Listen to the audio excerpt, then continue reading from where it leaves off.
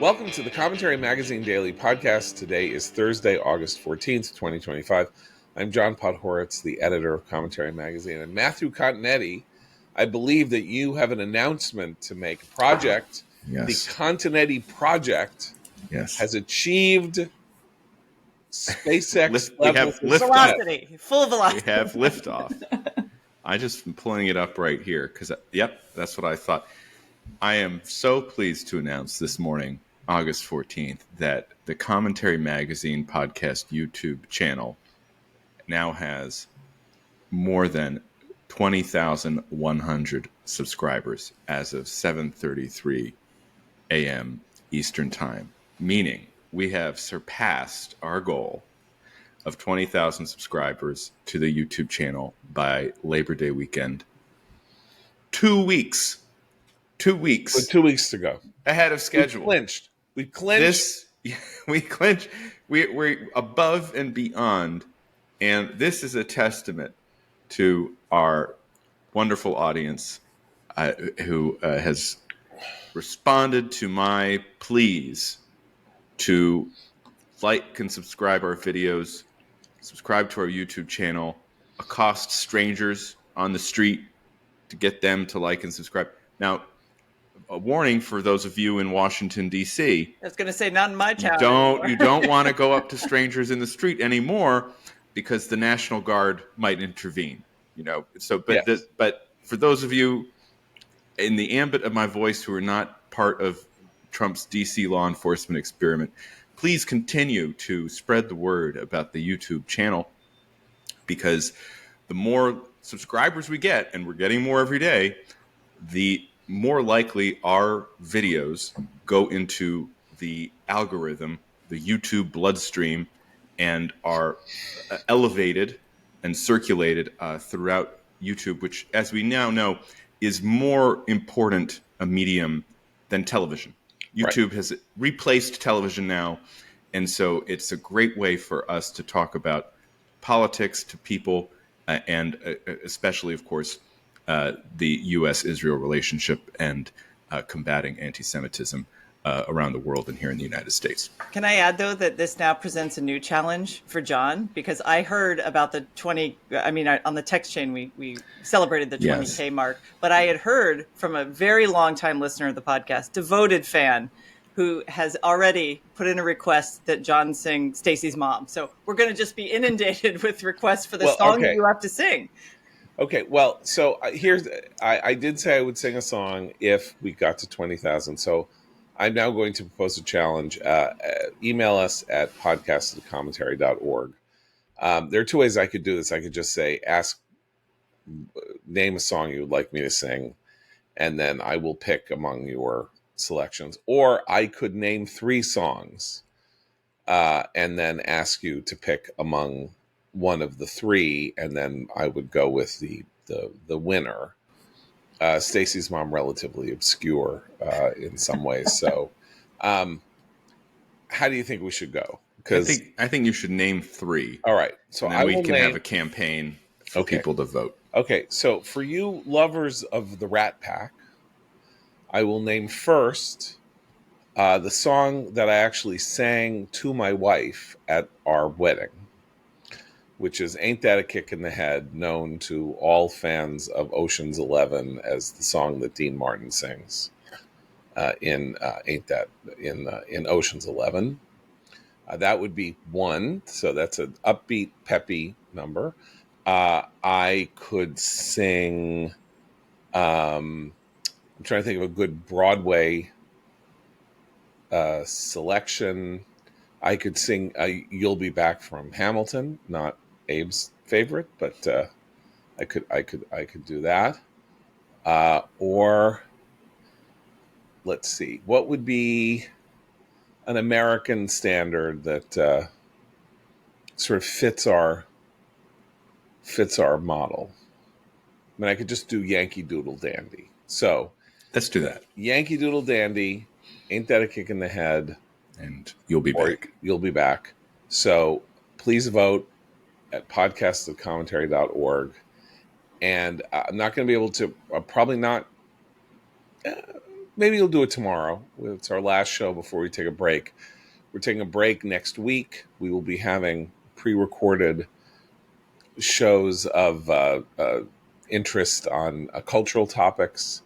And so I guess, so if you do it today, Thursday, the 14th, I'll pick something. We'll see what wins. Are you going to just sing a verse and chorus, or do you intend to sing the entire song?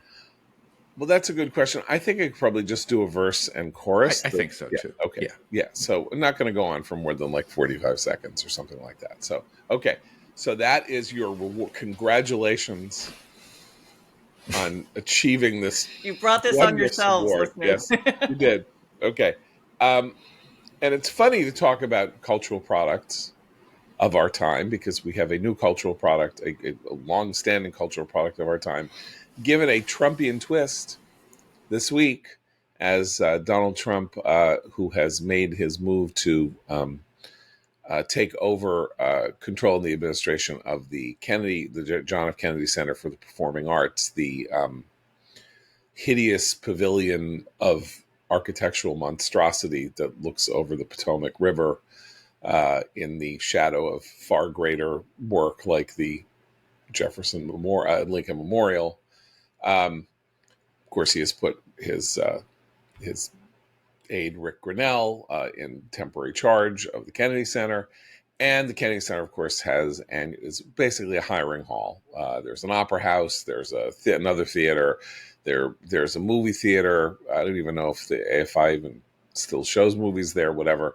And basically, it's a place that people rent out to do things, and then the home of the National Symphony and the National Symphony Orchestra and orchestra. But can I interrupt for 1 second? Yes, because I feel like I've only tied one shoe and I'm out in the world. Like, we have to do our introduction. Oh, thank you. Yes. So, Executive Editor Abe Greenwald. Hi, Abe. Hi, John. And of course, the school marm scolding me, knocking me, rapping me on the knuckles here for my bad management. You do. Well, Christine is having some work done at her house and is very interested in establishing her strength and authority with the people who are working in her house, as we've been discussing. So she has just done some of that here with me in preparation for their arrival later today. Christine Rosen, our social commentary columnist. Hi, Christine. Hi, John. And, of course, YouTube master, columnist for the Free Press.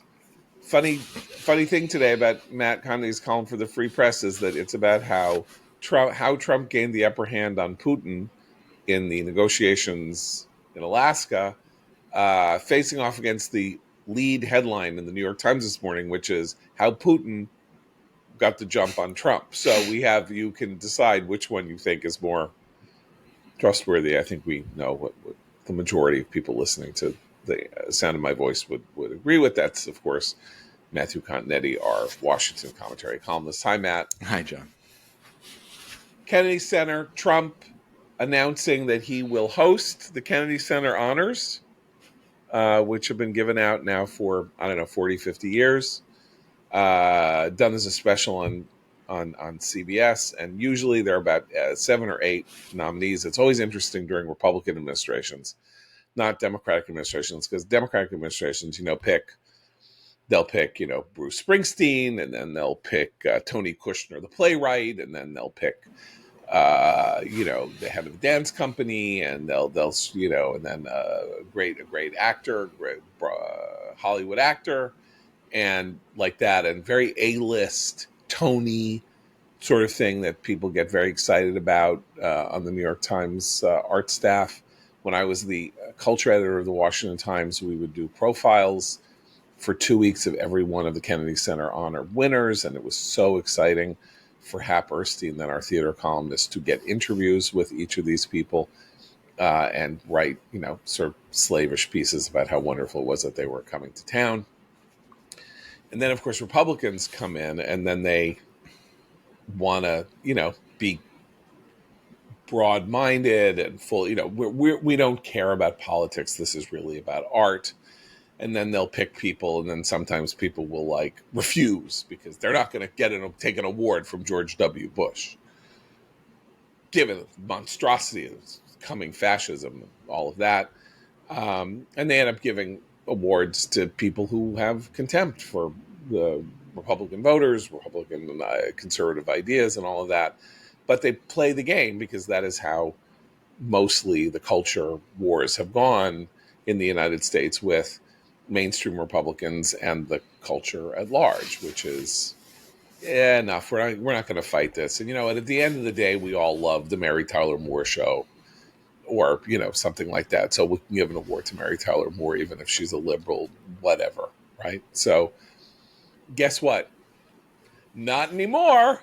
So Trump, I think there are this time. I think there are 5 awards, and one of them is really peculiar. It is yeah. Okay, why don't we talk about the method of how we got to this place? Please. Before? Yeah. So I think, as you mentioned, Trump has taken over the Kennedy Center. He dismissed the chairman of the board. He dismissed the Democratic board members. He made himself the chairman of the board. He appointed his longtime supporter and emissary, Rick Grinnell, as the director of the Kennedy Center. And he has effectively changed the programming. He's setting working with Grinnell, he's setting the seasons, the list of productions each season. And he decided that he is going to take over the Kennedy Center honors as well. And so not only did he go to the Kennedy Center yesterday to announce the 5 awardees, but he also announced that rather than some celebrity host for the program, well, he's a celebrity. He would be hosting. The biggest celebrity in the United States or the world would be hosting the show. He claimed during his remarks that he didn't want to do it. He didn't want to do it, but people came to him and said, "Sir, you really ought to do it." And he still said no. But then, as always, the key player here was Chief of Staff Susie Wiles, who, according to Trump, said, "No, Mr. President, I really think you should do it." And he said, "Okay, Susie, if you want to." So that's how he explains how he will be hosting the Kennedy Center honors later this year. And then behind Trump, in the hallway of the Kennedy Center, outside the Opera House and the smaller theater, Trump had portraits on easels covered in red shrouds. And his assistants would lift the shroud dramatically, revealing an image of each awardee as he went through the list. And the list is pretty amazing. So you want to start with the list? Well, first, let's just say that he said that he was about 98% involved in the selection. And that he said, quote, "I turned down plenty. They were too woke. I had a couple of wokesters," he said. He turned that down. So, and I'm sure he did. He also said that he had long wanted a Kennedy Center honor and felt upset that he was never given one. And when he said this line, and then he said, "I was angry they've never given me one. I would have said yes if they called." The people in the crowd laughed. And then Trump said, "No, I'm serious, by the way." This is him hosting. I think him hosting is going. It's like, do you remember that episode of The Office where Michael Scott demands a roast of himself, and then the staff all become extremely enthusiastic about roasting him because they actually have this sort of love-hate relationship. I worry that it's going to be like that. I'm not sure he's a great host. Well, no, he is a host. He hosted The Apprentice for 10 years. Well, he's a character on The Apprentice. He really didn't host it. That's the weird part. But let's talk about it. Will be the most viewed Kennedy Center honors absolutely. ever. Absolutely. Yeah, you're correct. That's right. And you know what? We're not getting any 5-minute ballets from Trump's honorees, or a dance, sort of like some kind of or an aria. We're not getting any arias. We're not getting any dances, modern dance. We might get one dance from one of the awardees. Yeah. But okay, so disco dance. Here are the honorees: So the honorees, I said one of them is really, really strange. Yeah, I want to talk about and it that is one. But it is Michael Crawford. Okay. Who is Michael Crawford? Michael Crawford is a British actor, has been performing since the late 1960s. The first time I was aware of Michael Crawford was that he played with a terrible American accent the young juvenile lead in the horrible Barbra Streisand movie version of Hello, Dolly, which is one of the more excruciating films ever made. He played Barnaby, and then did some other stuff. He was the star of an unbelievably bad Disney comic superhero movie called Condor Man, which I we are going deep into only you would remember that movie. Watch the trailer. Go to YouTube and watch the trailer. It is you can't unsee camp that. of a very high order. And then out of nowhere is cast by Andrew Lloyd Webber to play the Phantom in Phantom of the Opera, which becomes, next to The Lion King, the single most successful theatrical presentation in the history of theatrical presentations. And he sings Music of the Night. And as we know, because when he took over the Kennedy Center and they said, what kinds of things would you want to show at the Kennedy Center? He said Cats and Phantom of the Opera.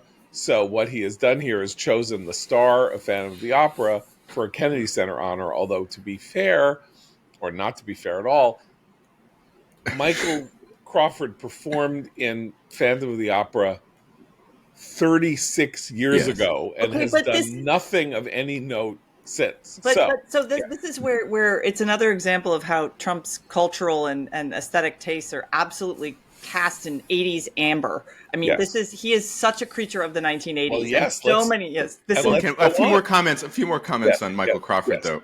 Okay. The first is, I think this is what you might call a substitute award, because the creator of Phantom of the Opera, Andrew Lloyd Webber, has already received a Kennedy Center honor. Yes. He was awarded back in 2006.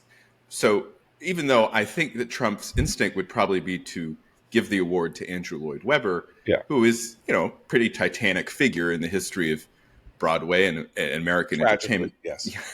Right. Well, you and Kyle Smith can debate that on a different episode. But yes, he is a Tory. He is conservative.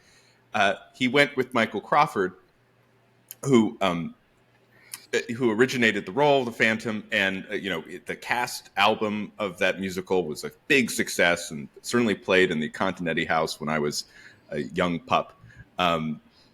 But my apologies. It's okay. It's okay. I enjoyed so it.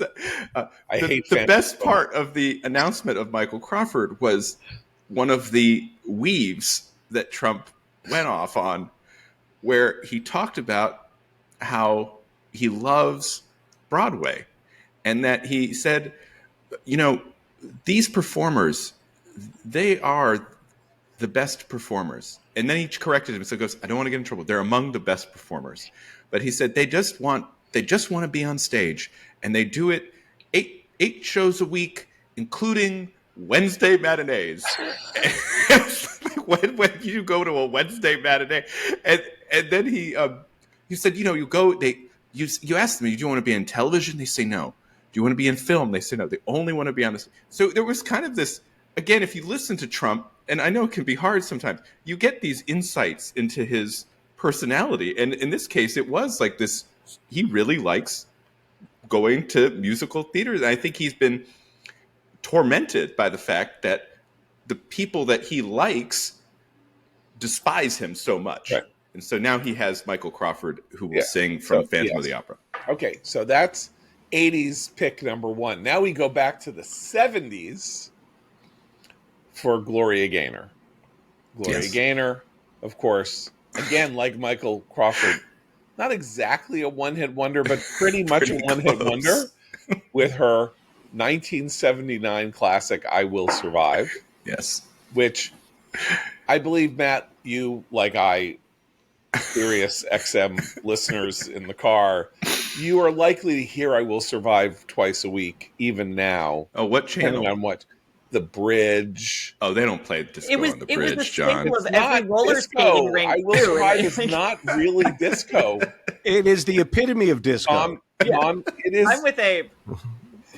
It is a word song. It is a story song. So it is not a okay. Anyway, I Will Survive. Gloria Gaynor, the great liberation from the bad husband and the statement of freedom from the conventional American marriage. also could be a Trump anthem. That's true. Right. Fair enough. Right. Fair enough. Yes. Anyway, Gloria Gaynor. Ordinarily, you would have at the Kennedy Center somebody with a larger and longer and more distinguished career with many hits, but Gloria Gaynor is, and I assume we have cleared Gloria Gaynor on the Trump acceptability scale, that she would not have been chosen otherwise.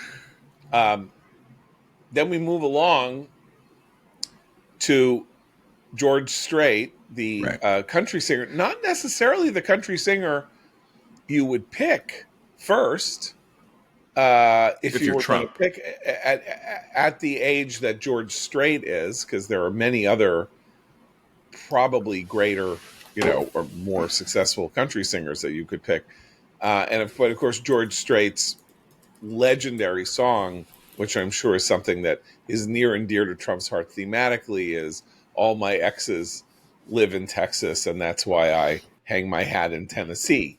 Now, I think this is an interesting pick because it's not Lee Greenwood, right, who has kind of given the anthem for MAGA and who Trump has lavished with praise in the past, and I believe gave some sort of, he actually appointed Lee Greenwood to the Kennedy Center board. So perhaps maybe that would have been this was Lee Greenwood saying, hey, who deserves the award is George Strait. And I have to say, of the nominees, this one and the actor who we might talk about next, they make the most kind of historic sense to me. Right. They would show up in any program. So I actually think the George Strait pick is a great pick. I recently saw a graph online. It may have been put up by Ted Gioia about how essentially country music is now the only viable popular music form. Right. And it just so happens that country music, not in its entirety, but largely maps onto MAGA and Red America. And so this makes perfect sense to me to get one of country's best songwriters to award him. Absolutely. And others, obviously, who are legendary in this respect, have already won. Willie Nelson's won. Garth I'm sure Brooks Dolly. won. I'm sure Dolly Parton's Dolly won. probably has won 5. Dolly should get one every year. Right. Okay, so George Strait. Then we have Chaim Vetz of Haifa, born in Haifa, led a press conference during the first Trump administration, talking about the wonders of America. That, of course, is Gene Simmons, known by his American slave name, Gene Simmons, and his band Kiss. Abe, as our kissologist, please dilate here. Fully deserving.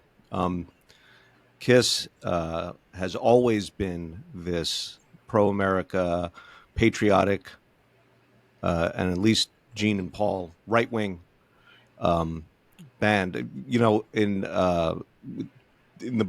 I remember for me as a kid, they were like part of the bicentennial celebration because they put out their own poster of them dressed up as like revolutionary soldiers, and so to me they were always mixed in with everything I thought about, like the greatness of America in the 70s. And by the way, that is very much like a part of what they are about. And Gene was also on The Apprentice, has a relationship with Trump. There's a beautiful, it's probably more than one, but at least one interview where Gene Simmons talks about his mother emigrating to this country. Well, he did that. He did that from the podium. Of the White House press room. Yeah, during the free for all that was the first Trump administration's White House press room, where he sort of ran a press conference and talked about his mother. And they always employ veterans on tour. They're also great. and they've been around forever. So I'm going to disagree with you on their. God bless Kiss. I'm going to disagree with you on their greatness. Two funny things about Kiss, as far as I'm concerned. One of which was when they came about, and they were this glam rock band, right? Who played this game where they wore costumes and makeup, and they were like couldn't see their faces and stuck out their tongues, and everything like that. And the idea was that they were another form of rock, épating the bourgeoisie, like they were transgressive, and this was like.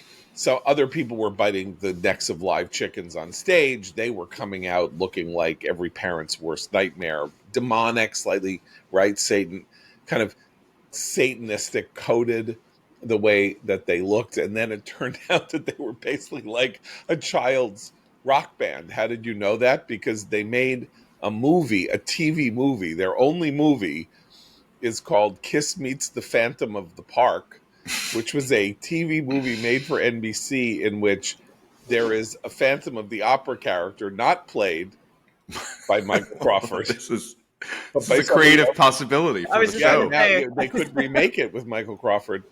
And it's an amusement park, and he's been injured at the amusement park and is doing all kinds of stuff. And then Kiss shows up to perform a concert at the amusement park, and it turns out that they have supernatural powers, and they save the children of the park with their supernatural powers.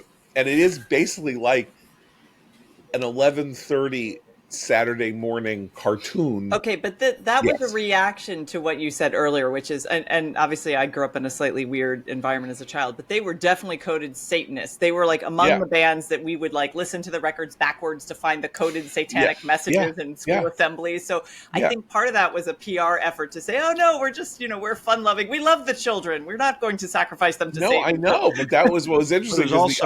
Metallica wouldn't have made Metallica Meets the Phantom of the Park. But it's also part of their promotional and marketing genius. Like they wanted to get, they got the generation young, like me. They'd have me in my 50s, as they do. And that was Are they unlike the other nominees or awardees we've just talked about in that they have more than one hit? I know they rock and roll every day. That's the thing. They had big albums, but and huge tours and unbelievable merchandise business, but they didn't have a lot of hits. Beth was a hit.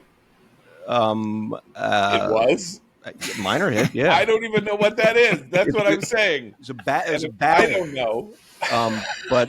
But they had some hits in the '80s. I think Lick It Up. I missed the Kiss phenomenon, so I'm wondering if someone wants to learn. The answer is no. I'm asking the expert here. If someone wants to learn more, they got to 32 on the American Top 40. They had later hits.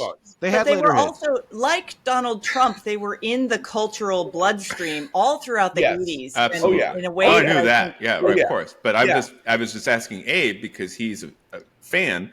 If there's a gateway, that there's an album or something Beth, by the way, reached number 7 in 1976. Okay. I'm going to listen to that. I don't even know what that is. It's a song. I gather it's a song. I was made for love. Maybe you should sing it. By the way, I will have to learn for the award. I Was Made for Loving You, another disco song, went to 11 in 1979. Yeah, ordinarily you would have somebody who had like many number one hits winning the Kennedy Center Awards, but I'm not going there because I accept that it is fine, in part because this is an award for all the Israeli Olim here in the United States. Chaim Betz made his way to the United States. Loves Israel.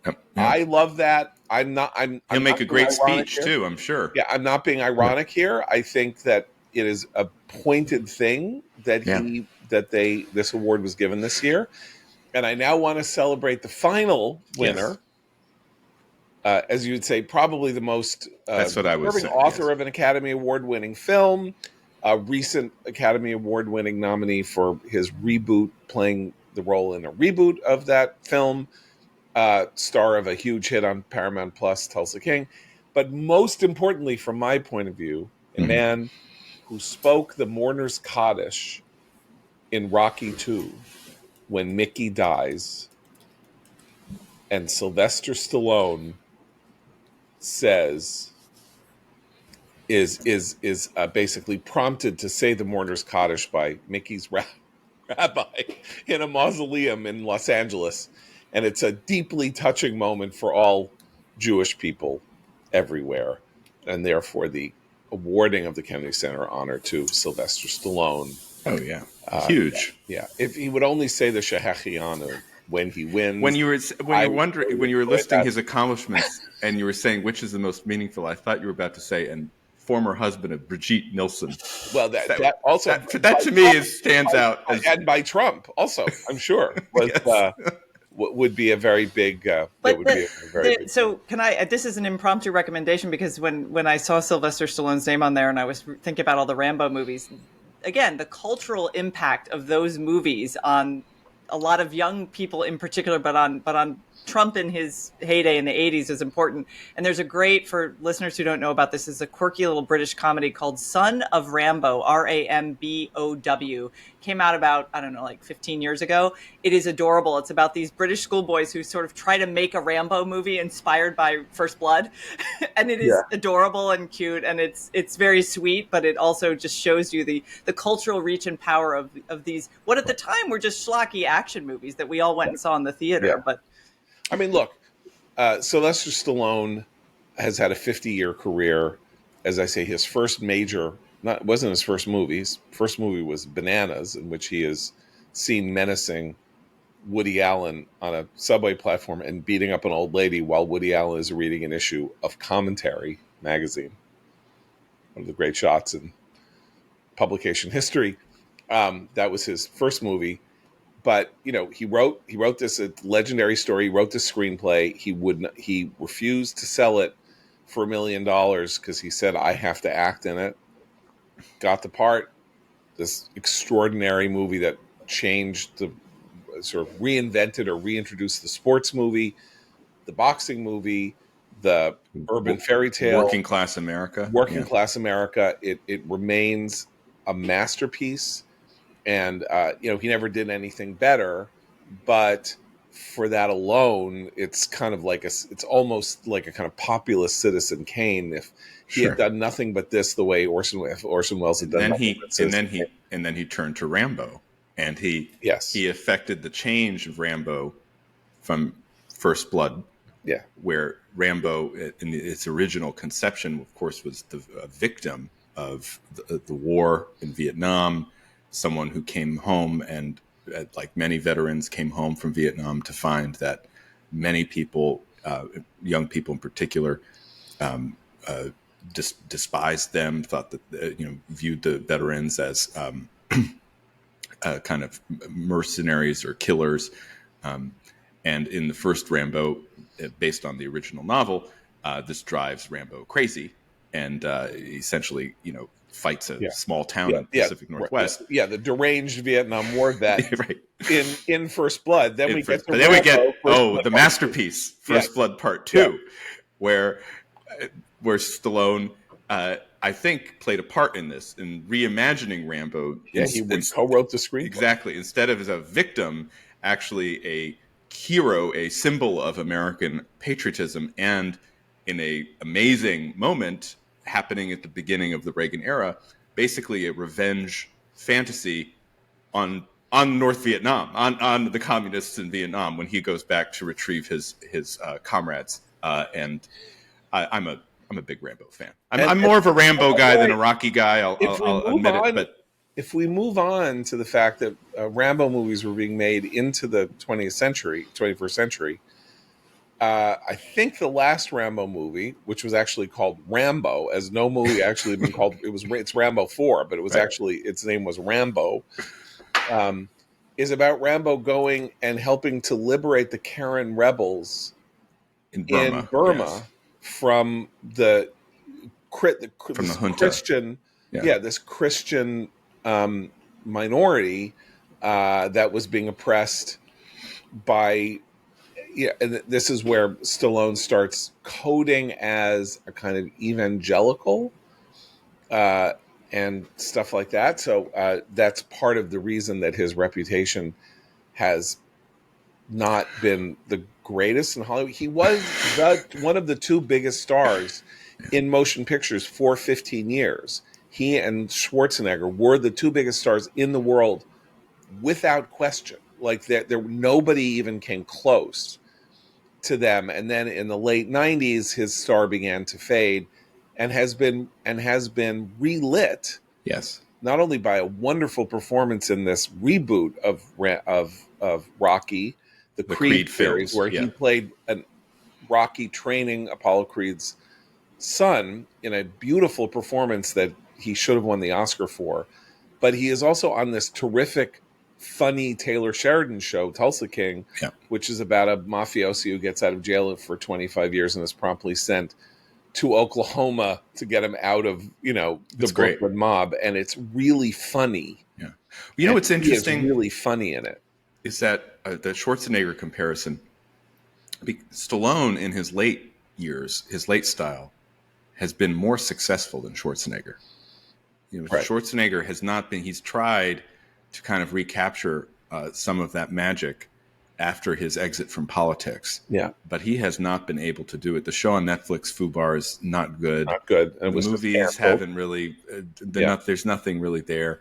And it's interesting because Schwarzenegger is now doing motivational speaking more than anything else. That's his main line. Yeah. Whereas Stallone, I think a testament to his artistry, is still writing and still shaping the iconic characters he originated, and then doing this great performance on the show Tulsa King, which is very entertaining. Anyway, so this is only an unconventional award in the sense that the critics of the New York Times would look down their noses at Stallone, right? And they would think, well, it's not like giving an award to Paul Newman.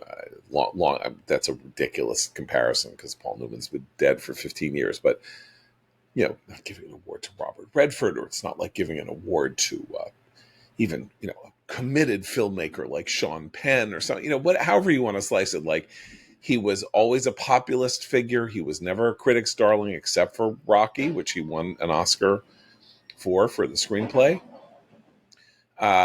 And so he's never been anything. He's never had that aura, quite the opposite.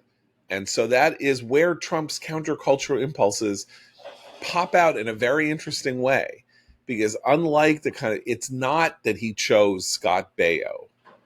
He did choose Sylvester Stallone, who is one of the great movie stars of the last 100 years. And tallying up his box, how he stands, what he represents, all of that. But he's just not a liberal icon at all, kind of an anti-liberal icon. And so that's the interesting pick. And maybe now we can use that to move on to the more interesting, in some ways, cultural news of the week, which was the announcement, which should not have come as a surprise to anybody because it was telegraphed in June, that the Trump administration is now insisting that a review be done of the permanent exhibitions, the literature and the material surrounding and on display at the Smithsonian Institution, which is a network of 17 or 18 museums, something like that. Of course, in the DC area, most famously, the Smithsonian Institution, the most visited museum in the country, which is, has the space shuttle and all that stuff. But the National Gallery of Art, the National Portrait Gallery, the African American Art Museum, the Hirshhorn Modern Art Museum, and the Museum of the American Indian. All of these museums, and the idea is that in preparation for the 250th birthday of the United States, the material in this museum should reflect what the commanding document of this says is Americanism. Of all the things, aside from the strike on Iran, that I am the most excited about the Trump administration is this move on the Smithsonian. I cannot, maybe also the the the war on the universities, of which it is connected. Because this is a world that has remained untrammeled as it has moved from being the place that was supposed to be the repository of Western culture. And the statement that the United States was now the center of Western culture and was going to be its defender, its protector, its exhibitor, and its explicator. And over the last 40 years, but really over the last 20 years, these museums and the world of museums and the world of museums that are owned and run by the federal government has turned toward anti-Americanism. And anybody who says otherwise or says, no, we're just now telling the truth because before all of the harsh facts of American life and Western art and all that were being covered, is a factitious, hypocritical liar. They know perfectly well what they're doing. They know perfectly well what they've done. There the documents that are produced by the world of the museum director, the world of the museum executive, the world of the museum panels, and all of that says we are here to correct the sins and errors of the past. We are here to elevate certain forms of ethnic and identity art over classic Western white dead male art. And all of that is reflected in the catalogs, in the wall cards that describe each picture, and all of that. And if they form a good panel, serious, I could name 10 people I would put on that panel right now off the top of my head. Michael J. Lewis, our architecture critic, Wilfred McClay, the American historian, Dana Gioia, the former head of the National Endowment for the Humanities, Gary Saul Morson, the Russian literature professor at Northwestern, Joseph Epstein, another commentary contributor, and others. And now, if you're just talking about art, there's a whole bunch of Eric Gibson, who runs the arts page of the Wall Street Journal. Do you think this is more about the art side or the history side? Well, but I mean, I have a feeling this is about the Museum of American History. But there's no separating. In some way, there's very little way to separate the two. And in a piece Eric Gibson published in the Wall Street Journal in June, he noted that the head of the I'm trying to find it because I think I sent you guys a link, but I don't have it here. The head of one of these museums acknowledged in trying to make some kind of peace with the administration, which was coming after it, hammer and tongs, that this is Kim Saget, the director of the National Portrait Gallery. So that's art, right? The National Portrait Gallery is portraits, is literally dedicated to portraiture of, Americans and others. So it's history, but it's also art. Here's Eric, okay? At least since the 1990s, when the Smithsonian American Art Museum, then the National Museum of American Art, mounted the infamous The West is America, Reinterpreting Images of the Frontier, 1820 to 1920, which offered a harshly revisionist view of the landscape paintings of Albert Bierstadt, Thomas Moran, and others. Politics has informed the Smithsonian programming. Reviewing the National Museum of American History's American Enterprise exhibition in 2015, Edward Rothstein observed that Andrew Carnegie built the nation's largest steel company, but little else, not even his philanthropy, is mentioned here other than his authoritarian ways, which included ruthlessly slashing labor costs. And Kim Saget said, essentially acknowledged in this letter in June that something had to be done to examine. It's always a good time to examine our ideas. Yeah, go ahead. This is where, so I've lived in DC for 30 years. I am first on the Hill, so I went to all the Smithsonian museums all the time. And then, of course, I raised kids in DC, Air and Space Museum. I was there probably several times a month. These museums are free. They're open to the public. It's wonderful. But what is going on here is very similar to what Trump is trying to do with the universities. And that is tackle a massive institutional intellectual rot that is many, many decades in the making. And so I see two challenges ahead. This is a good first step. It's good for him to say, let's review. And actually, one of the things that's not being discussed much in the critique of his announcement is something that's probably long overdue, which is just an accounting of the holdings of this institution. They have massive quantities of things never on display. To go through and kind of catalog all that stuff and hopefully maybe digitize some of the content that researchers could then have access to, hugely important and probably long overdue. But the placards, I just want to say a little thing about the placards. I watched in real time this shift happen when I would take first my toddlers, then my elementary school kids, and then go with high schoolers to these museums. You could see the tone shift, and it was quite subtle at first, and it was more about a sin of omission. So it's not just that they would, now we know they had displays of the Smithsonian about, white culture that were ridiculous. That was the end point. But all along the way, you would just see certain things removed. So why did people flee Cuba? Well, it's because we'd supported radical, horrible Batista, or, it was all U.S. fault. No mention of Castro, no mention of communism. And you would see this, whether there was a silent film star that was featured in a placard, it was all about how they stood up against racial injustice and by saying or doing this. All of it was just very subtle framing. And the attack on Bierstadt's amazing artwork is another example of this. It is both art, it's history, it's all of the cultural heritage of the American people being very subtly tweaked here and there. And no one really noticed at the time, except conservatives who would often, go to review an exhibit and go, well, why don't they mention all this other stuff Carnegie did? And it was dismissed. Mainstream culture allowed this gradual reframing, this omission of some of the positive aspects of some of the people featured in these exhibits.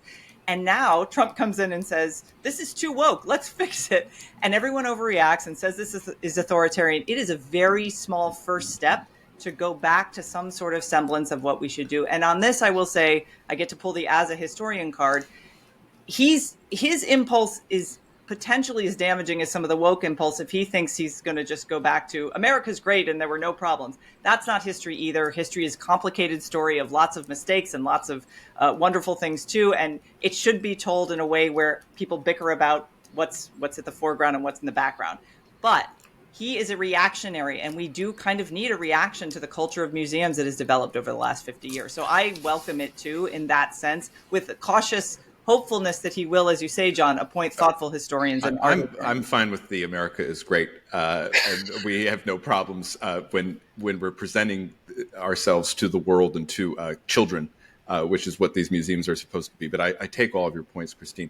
I just point out two things. One is a lot of this review is based on a titanic personnel struggle that the White House is having with Lonnie Bunch, the chairman of the Smithsonian Institution, who is a partisan and who is very much a part of the left. And Trump is furious that Bunch won't resign, allowing Trump to take over the Smithsonian like he's taken over the Kennedy Center and other institutions. And he can't because it's an independent board, yes, and Congress exactly. So he can't fire him. So instead, what he were doing is this review to add more pressure to the Smithsonian in the same way as we've been discussing. Trump has put pressure on the universities. I'd also recommend the Trump administration get in touch with the folks behind the Victims of Communism Memorial Museum, which is a very small museum here in Washington, D.C. It is expertly done. It's a excellent introduction to the Cold War, into the Bolshevist phenomenon. It goes through the history and actually tells the parts of history that are often left out by the left, which is that communism had many, many victims. And it's a type, I think, of experience that would enliven the National Museum of American History, which is, in my lived experience, the world's most boring museum. It puts you to sleep. I know it shouldn't be. It shouldn't be. No, and it shouldn't be. Yeah. It should be an adventure, and it should be about the American experience. So that's kind of where I would point them to. But this is, I think, as you say, Christine, it's just a first step, and not much will be able to happen until Mr. Bunch vamooses. There is also... Can I just say something? Yeah, please.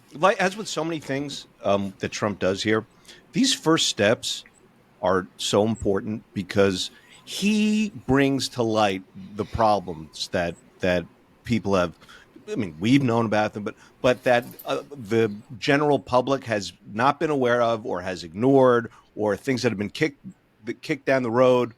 And when he first shines this light, it makes everyone talk about it, makes everyone debate about it. It puts it on the front pages, and that is at least you get this shift in the conversation.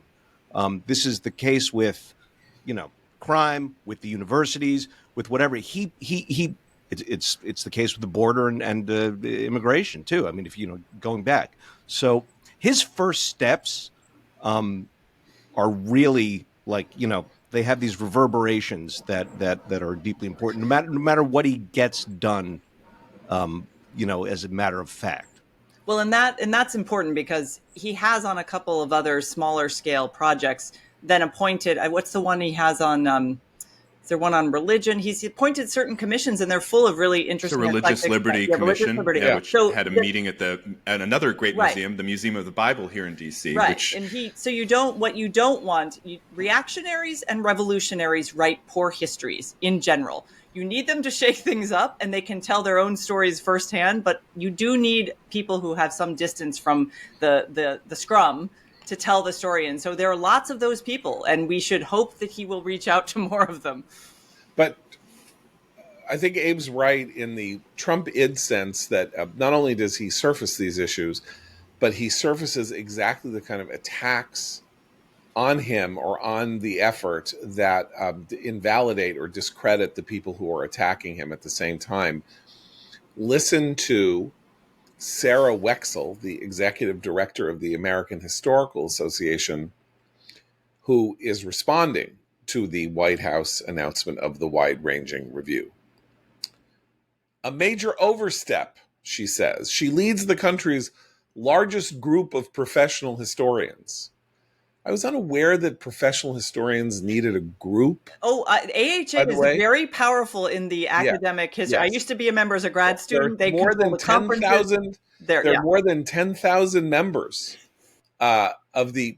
There are more than 10,000 professional historians apparently in the United States, because that's how many members this group has. Quote: only historians and trained museum professionals are qualified to conduct such a review, which is intended to ensure historical accuracy. To suggest otherwise is an affront to the professional integrity of curators, historians, educators, and everyone involved in the creation of solid evidence-based content. And the AHA has been politicized for decades. They issue statements about politics constantly. The fact that she wants to pull her "we're professionals here" mantle on should be completely ignored. Let's talk about the last 5 years in the world of arts and arts administration, because there have been radical turnovers at the heads of many museums, galleries, historical associations, and otherwise, done not at the behest of the search for historical accuracy, but in the wake of George Floyd, Black Lives Matter, ideological hysteria, which have caused museums to fire curators and directors to step down under pressure from their boards, to be replaced by people who are activists and not historians and not trained museum professionals, but rather as agitators, to calm them down, to settle them down, because these groups like the AHA either are active participants in the spreading of this new false gospel of non-Americanism or anti-American, or whatever you want to call it. Either they are bystanders, either they are active participants, or they are the classic milquetoast liberals who have no antibodies against the assault on everything that they are supposed to hold dear, which is historical accuracy or context or aesthetics. What about pure, simple aesthetics? Putting on garbage shows of third-rate art because they were painted by lesbians is not how you curate a major American museum. Identitarianism is the enemy of aesthetics, which sort of essentially assumes that you are supposed to experience things almost without context. You bring in context to illuminate what the artist is up to. You don't bring in context to say that this is important because it is an expression of a political or ideological movement. But identity studies in the museum world has been a multi-generational thing now. And this is actually, Matt, this is why the Museum of American History is boring, because they've outsourced all, there's Native American history, there's history of African Americans, everything's been siloed with identity politics. And so the careful, cautious, we don't want to upset anyone museum is now the Museum of American History. Well, right, because their solution to identitarianism was to turn to material history. Right. So you walk in to the exhibit on, the wagon train, and instead of seeing a big diorama and, being immersed in an environment, or you see behind glass, here are some pots,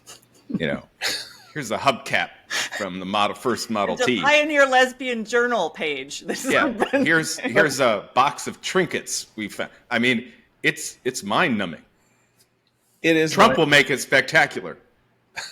Yeah, he'll add some ornamentation, a lot of gold, lot of gold leaf. I do worry a little bit about No, but I mean, in another universe, a person like Sarah Wexel, under assault as the world of every person involved in the effort to promote the storehouse of human knowledge, and the continuance of the ability of the young to understand the world that they live in through the study of the past, would be as excited as I am by the fact that the President of the United States and his administration are like the cavalry riding in to save the day from the destruction of their disciplines. Yeah, where were they when people were toppling statues of our founding fathers a few years ago? I didn't hear from them well, that's the at best all. part, is when they say, how dare Trump politicize the Smithsonian? How dare Trump politicize the Kennedy Center honors? Oh, those artists, they've never brought any political messages to the Kennedy Center before. Yeah. I do have one, small caution, which is, I would prefer that no one go near my favorite Smithsonian museum, which is the Sackler Gallery of East Asian Art. It's very small. It's underground. It's kind of hidden away. It seems to have avoided a lot of the noxious trends we've been talking about. So just keep that, it's a little secret. And it's still called the Sackler? I think so. Whoa. I don't think they've renamed it. I could be wrong. That's interesting. Yeah. I mean, that's the last. Because no one pays attention to it, but it's right. It's near the castle. And the Sackler name will ever be on anything beautiful collection positive. too. Oh my God, it's one of my favorite museums. Now, anyway. my favorite Smithsonian museum, the one that I think people should visit that is weird, is absolutely like jaw dropping, but it's not in DC proper. Is the wing of the Smithsonian dedicated to aviation. Which is in Chantilly near Dulles Airport, which is essentially a giant airplane hangar where they have, 200 aircraft, over the course of American aviation. And that is like, if you have and they have airplane simulator rides for the little kids. And they had a space shuttle. I think they're moving the space shuttle out. But. Yeah. Anyway, it is an amazing place, and my experience, having gone 4 or 5 times, is that nobody is ever there, because it is it's a 20 miles from downtown DC, so it's not you can't walk there from the Smithsonian. And so if you're ever in and around DC and you rented a car, or you drive into DC, get yourself to Chantilly and go. I can't remember the name of the Melvin Hazy or Uday, or it has a weird sort of. It has a weird name. Akar Hazy. Yeah, okay. There it is. But if you fly into Dulles, if you're coming from, say, like the West Coast or something, and you land at Dulles, you can just build in a few hours, take an Uber there, and then you can actually go back and take the silver. I mean, it's near Dulles. It's not far. Yeah, it's near Dulles. It's like 5 miles from Dulles Airport. Anyway, it's really a wonderful thing, and it's very hard to politicize that. It's one of the reasons that it is such a pleasure to go to. But anyway, I just think that I wanted to talk about this on the show because I know that very little is going to be said about this in a tone that I think is correct, which is it's not like, yeah, give it to those commies, and what we really need is cowboy. We need paintings of cowboys. That's what we need. That's not what I'm talking about. Is the glories of Western civilization and the highlights of American culture should be the subject, and not just American culture, as you mentioned, the Sackler, but I mean, the highlights of world culture should be the subject of this museum, not the sins and depredations of the West, America, capitalism, or anything else. And it is a great thing that this may be taken up. It does matter how it's taken up. This is where I have to say I think our enthusiasm is understandable, but should be tempered by the realization, just as it was when we discussed the universities and the need for transformation there. This is a generational challenge in the museum world, and it's one that I think conservatives have long been arguing for. This could be the shakeup that starts it, but Trump would just put cowboys up there. And so that's why drawing that fire to him, if he's smart enough and he implements these policies with smart people who know what they're doing, that will be great. But it would be very easy to see the doubling down that we're already seeing in the press and have this be a missed opportunity long term. He's got to, he actually, implementation really matters for this kind of thing. But, I just want to say, I think it takes the guy who would put cowboys up there to start it. Yes. I think that's clearly right. In so many areas. That's true. It's like, clearly. Because anyone with any sense of caution is going to say, yeah, this is too, you know what? There's a lot going on here. I'm going to, it's not, and I'll leave this to someone else. It's also not just caution. It is the cultural intimidation. That's right. Of the cultural elite, which is, you don't know, and you don't know what you're talking about. You don't know what the hell who are you? Yeah. Tell me what century was Ingres born in? Huh? Come on, tell me. Come on. Oh, you don't know that? You're going to change my museum? Like that kind of thing. And elite overproduction has made this a challenge that I think a lot of normal people who aren't populist MAGA types and people who aren't the cultural elite, look at all of these people saying things like that and going, who are these? Like, how are these people even employed in this economy? Yeah. So elite overproduction has actually caused this problem for the museum world and in some sense in history world too. Yeah. Okay, well, we will be back tomorrow. So, John, maybe you should remind people about the songs that they should vote on. Okay, 3 songs. podcast@commentary.org. Ain't That a Kick in the Head? You'll Be Back. And I've already forgotten the third one. What was Yankee Doodle Yankee Doodle. Dandy? Yankee Doodle Dandy. Yankee Doodle Dandy, yeah. Not Yankee Doodle. It's not Yankee Doodle. No. I'm talking about Yankee Doodle Dandy, the George M. Cohan song. I'm not singing Yankee Doodle. Okay. So, till tomorrow, when one of those songs will be sung for Matt, Christine, and Abe, I'm John Bodworth. Keep the candle burning.